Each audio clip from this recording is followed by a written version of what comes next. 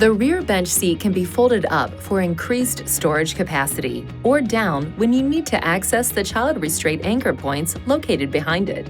First, lift this lever while lifting up on the front of the seat cushion. Then, fold the bottom of the seat cushion toward the back of the vehicle until it locks in place. For additional storage, follow this same procedure with the seat cushion on the other side of the vehicle. To return the cushions to seating positions, lift the lever to release the seat from the locked position. Push down until the seat cushion is in place.